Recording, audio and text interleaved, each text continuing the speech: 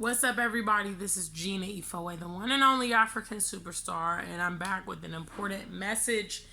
And today I want to say, stop coming to Africa without a place to live.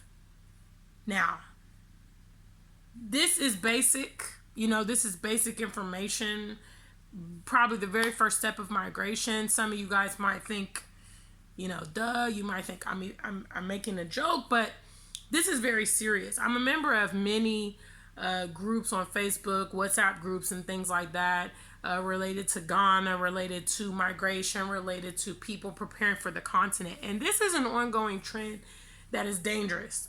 I have spoke out against it many times, and this is my first time in 2022 trying to advise my peers to be wiser in the way that they do this. Now, a little bit about my own migration story. I actually moved to the UK in 2017 from Columbus, Ohio, and I took my very first trip here to Ghana in 2016. I continued to frequent Ghana until I moved in 2020, and I've had a lot of success in that transition, so I feel like I'm kind of qualified to speak on it. However, this is a very dangerous trend. I think it has a lot to do with the mentality that many diasporans have, which is I can just come with $2 and I can survive on the continent. I can land and I can try to put things into place. In my opinion, that just puts a lot of unnecessary pressure on yourself. My first and foremost advice is always going to be visiting the country that you are moving to. That is a fail-safe way of not putting yourself in precarious situations when you arrive. Because the truth is that those of us leaving from the West and returning to the continent or moving to the continent, we're not coming from like refugee scenarios, okay? Natural disaster, religious persecution, these kind of things, war scenarios, which gives us the ability to plan. Okay, it gives us the ability to actually strategize how we're going to do things. And as a member of the diaspora, it's so embarrassing when, my peers come and they're just ill prepared. They have no information about Africa. They don't know. And it really opens you up to scammers as well, because the people that are here, local people, they're able to identify you as a foreigner, as a first-time guest. Basic things that you would know if you knew anything about these environments. You don't know the language. You don't know the currency exchange. These things take time for you to adapt for. So it's wise for you to actually visit. And like I said, I don't come and talk about things that I have not done. I first visited the UK in 2014. I traveled there every year until I moved in 2017. And like I said, I traveled to Ghana in 2016 and frequented Ghana until I moved to 2020. And in both cases, my migrations were seamless and very stress-free.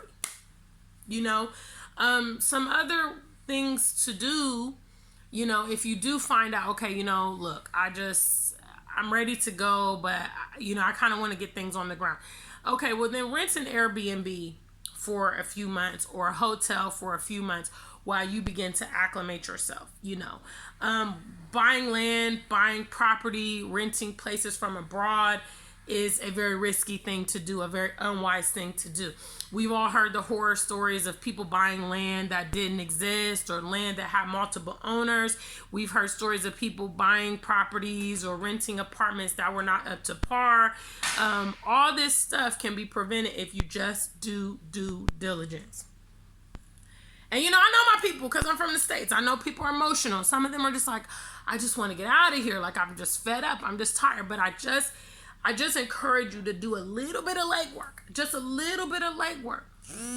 It can lead to success, And number two, my first advice was come visit the continent. Number two, if you choose to disregard this message, as many of you do, it's part of the game. And you choose to come here and you choose to try to get on your feet when you get here and you fail because it's difficult. Don't go blaming the African nation that you've moved to for this happening. Don't do it. Don't do it. Because you held a hand in how your success was going to go as far as your migration. Okay? The continent is not a vortex where you come and you don't return. Okay, so you can actually make your transition gradual if that's even what you need to do. Some people need to go back and forth. Some people come for a few months out the year, and et cetera, et cetera. You customize your migration. It's not like you come here and you're just never going to go to the States again. That's very unlikely. Because some of us have family there, we have businesses there, we have property and all kind of stuff that's linking us to the States. It's unrealistic to think that you won't at some point need to go or want to go or have a situation that requires you to go. So plan well. You know, do not come to the continent without a place to live. You know, you would never do that in China. You would never do that in South America.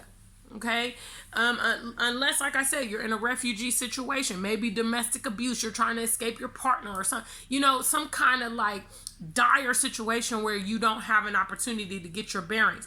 But if that is not the case, you really have no excuse as to not organizing yourself well. Okay, so I kind of gravitated away from these type of topics on the channel because I just feel like our people are just doing what they want to do. But after seeing yet another message of someone arriving on the continent today, this morning, looking for housing, I thought to myself, let's do it again for 2022.